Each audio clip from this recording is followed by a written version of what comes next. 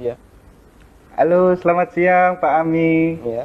Selamat Siapa siang. ini? Iya Pak Ami. Saya perkenalkan, nama saya Dimas dari Bang Pak.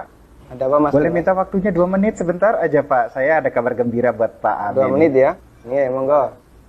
Begini Pak, ceritanya saya ingin menawarkan ada produk kami yang terbaru, Rate Card Platinum kami untuk Bapak. Kebetulan Bapak yang terpilih jadi calon nasabah kami. Cashback, melakukan pencairan dana tunai 30 juta, 2 hari Pak pencairannya. Gimana Pak? Bapak tertarik? Apalagi ini belum ada bebasan annual fee tahunannya Baik, Pak. baik. Sebelumnya saya boleh tanya dulu ya? Boleh Pak? Nggak masalah ya? Baik. Mas Dimas Muslim? Saya, iya Pak, betul Pak. Muslim ya? Alhamdulillah ya. Kita sama-sama Muslim. Iya Pak. Mas Dimas pernah dengar nggak tentang riba? Iya, pernah dengar. Pernah dengar ya? Iya, Pernah kebayang bahaya riba nggak? bahaya riba, iya tahu Pak. Mungkin pernah dengar hadisnya atau ayat Qur'annya? Pak, Pernah. tapi Pak, bagaimana? Masih tertarik Pak dengan kartu kredit platinum kami Pak? Nanti kita lanjutkan. Saya boleh cerita dulu? Ya, boleh, boleh. Jadi gini Mas Dimas. Coba Mas Dimas bayangkan kalau ada orang yang berzina sama ibunya. Kira-kira respon masyarakat gimana? Semua orang sepakat jelek ya. Gimana? Maksudnya gimana Pak? Kalau misalnya ada orang yang berzina sama ibunya, semua orang akan menganggap dia melakukan perbuatan yang maksiat. Ya bejat itu Pak. Wah, bejat sekali ya. Bejat Pak. Baik, kita sama-sama sepakat untuk itu. Iya. Begini, Nabi SAW menyebut bahwasanya riba itu ada 73 pintu. Pintu yang paling ringan, kata Nabi SAW, dosa riba itu seperti berzina sama ibunya, Mas. Itu nilai dosa riba yang paling ringan. Coba kalau Anda tadi tawarkan 30 juta, itu berapa nilai ribanya? Ya, tapi kan... Saya lanjutkan boleh?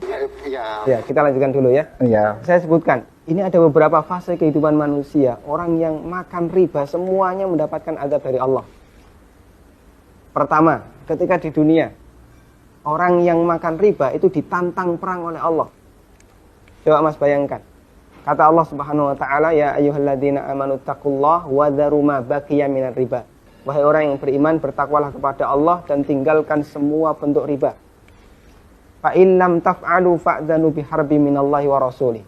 Kalau kamu masih ngeyel, nggak mau meninggalkan riba, umumkan perang dengan Allah dan Rasulnya. Coba, kalau kita ditantang perang oleh Allah dan Rasulnya, kira-kira ada nggak peluang untuk menang? Nggak ada ya? Ampun Pak. Ini yang pertama. Yang kedua, orang yang mati dalam kondisi membawa dosa riba, makan riba, nanti dia akan dihukum di kuburan dalam bentuk berenang di sungai darah. Masya Allah, berenang di sungai darah. Kata Nabi SAW, beliau pernah menceritakan mimpinya, dan mimpi beliau itu wahyu.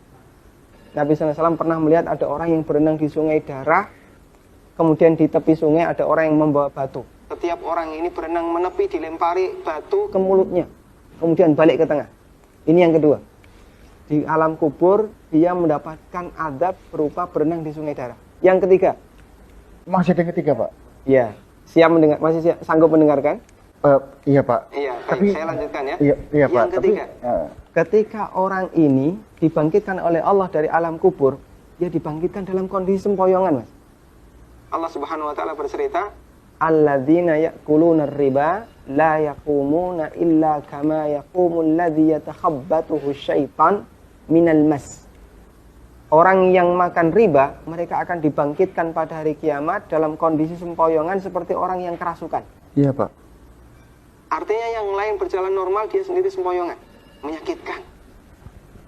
Kemudian yang keempat, tadi sebelum hisab ya, ketika dia dibangkitkan sebelum hisab, dia sudah disiksa.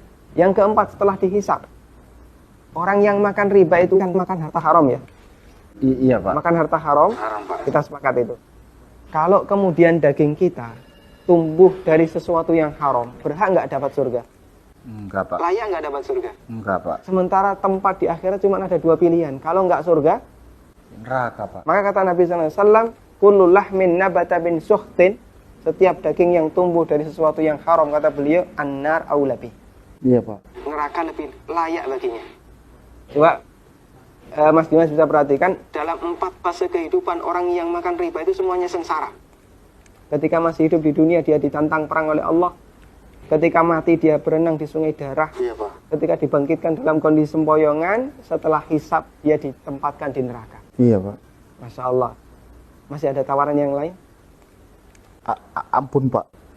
Masih dilanjutkan? Ampun, Pak. Mas Dimas bisa renungkan Iya, Pak. beberapa poin yang tadi saya sampaikan. Iya, Pak. Nanti kalau misalnya ada sesuatu yang belum jelas, tidak masalah, hubungi saya lagi. Iya, Pak. Kita akan lanjutkan diskusi tentang riba. Iya, Pak. Bisa? Bisa, Pak. Ya, terima kasih ya. Assalamualaikum. Waalaikumsalam.